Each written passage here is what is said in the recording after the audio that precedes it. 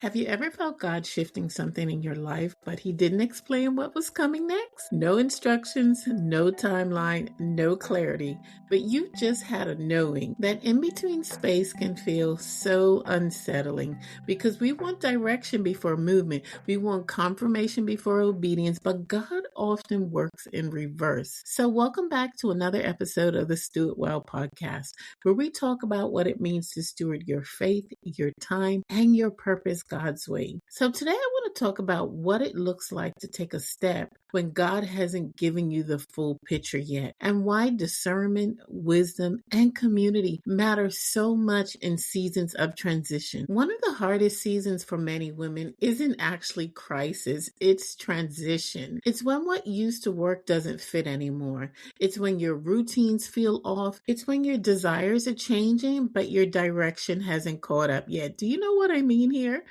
And it's in those moments we often assume that something is wrong. But many times I want you to understand that nothing is wrong at all. God is simply shifting the season that you are in. And sometimes those seasons look scary, and sometimes you feel so excited with what's to come, even though, like I said, God hasn't given you the full picture, but you just sense in your spirit that God is about to do something in your life. He's shaking it up a little bit. He's moving you a little bit forward.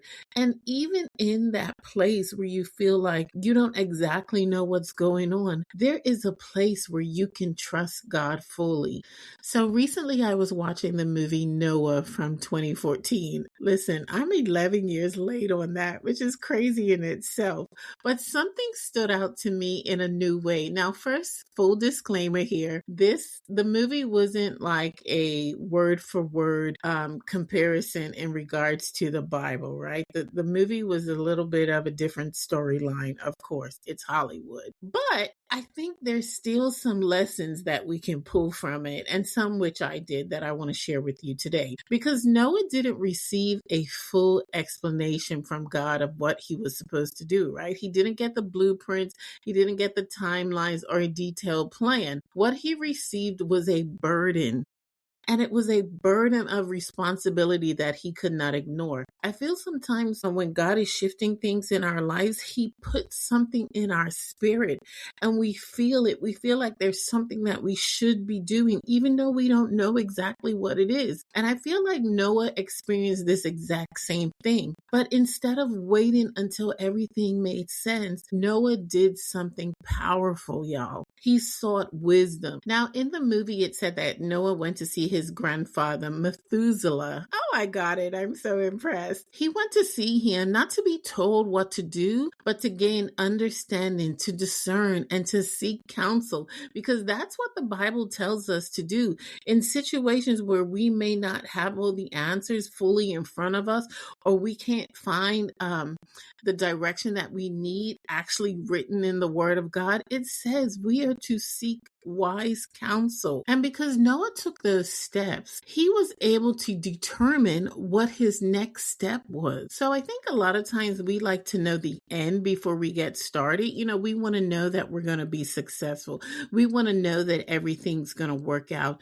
And when we don't know those things, what happens? We experience the anxiety. We experience the fear, the doubt. We've all been there before. And I would like to even go a little bit further and say, if you have a spiritual gift of teaching, I feel like you're probably in this place too, because I've been there before, right? Where you have to know exactly everything to move because you feel like you're teaching other people and you don't want to steer people wrong. So a lot of times as teachers, we wait for clarity, but clarity can also be our downfall. Clarity can be the thing that puts us into disobedience as someone with a spiritual gift of teaching. Because in this situation, Noah didn't wait for certainty. He didn't wait for confirmation from everyone else. He began to build. And this matters because obedience often comes before clarity. So many women delay movement because they're waiting for God to spell out every single thing. They want their I's dotted and their T's crossed, but it just doesn't happen like that, right? Scripture shows us that God often reveals direction while we're walking in it,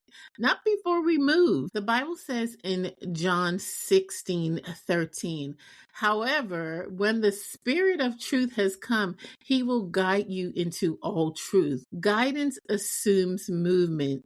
If you're not moving, how do you expect to be guided? Even if you take the GPS in your car or on your phone, when you're going to the next location, what happens? Every time you make a turn, you get the next direction that comes up on your GPS. Life is no different. You cannot be guided if you refuse to take a step. This doesn't mean acting recklessly, right? It means seeking wisdom while you walk. It means staying sensitive to the Spirit instead of frozen by fear. This is also why transitions aren't meant to be navigated alone, because isolation magnifies confusion and community sharpens clarity. Because God often confirms what he's saying through wise counsel, through spiritual covering, and shared discernment. When we build alone, we miss perspective. But on the other side of that, when we invite others into the process, clarity comes into focus. Just like Noah didn't seek understanding in isolation, neither should we. So if you're in a season where God is shifting you,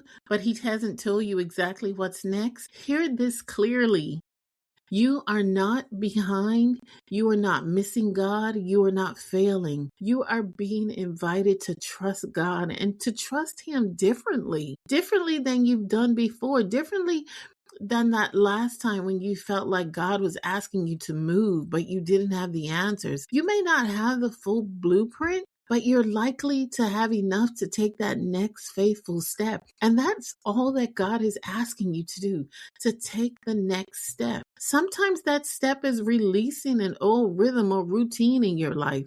Sometimes it's asking for help or slowing down. And sometimes it's actually building the thing before it makes sense. This is exactly why discernment matters so much in seasons of transition. Not rushing decisions, right?